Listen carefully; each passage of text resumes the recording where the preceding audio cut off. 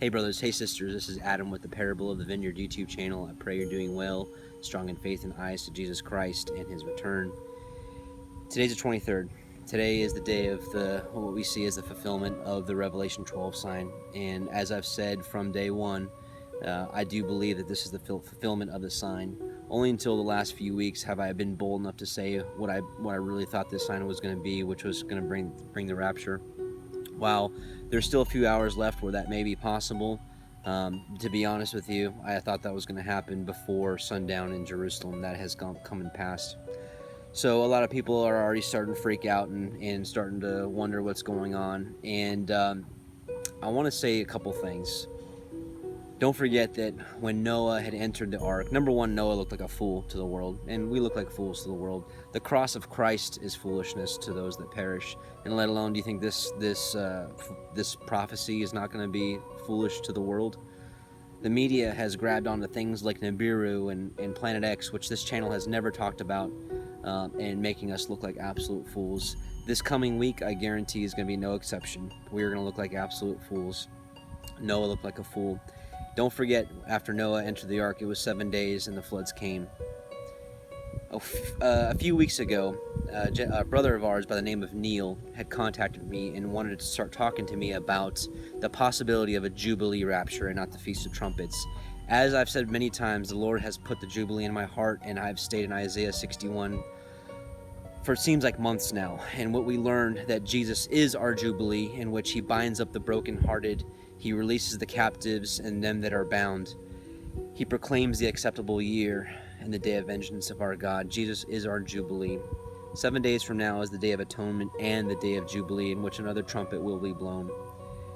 Before you start getting crazy and jumping all over me, this channel is not going to turn into a multiple day after day after day after day. This is my last watch. The 30th is my last watch.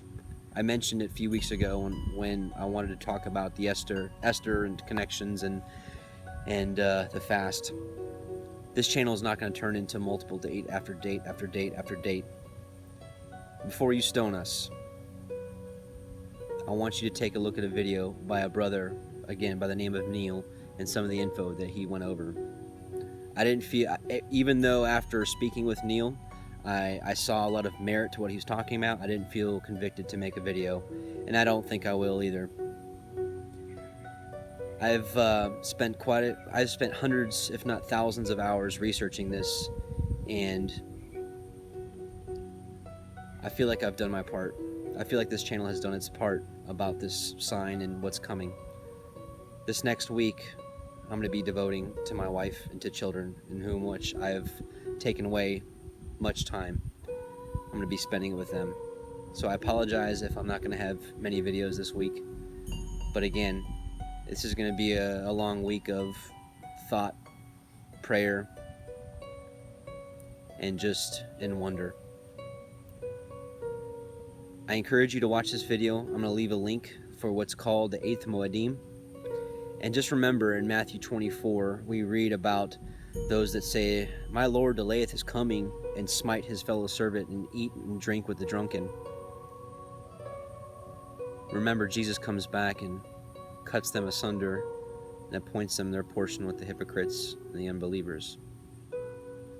So before you go to stone us, think about that. This channel has only been in love. This channel's ultimate goal has always been to bring those to Christ. And I know that thousands have had a stronger relationship with Christ after learning about this. Pray you're doing well, strong in faith, eyes to Christ. I love you. Maranatha.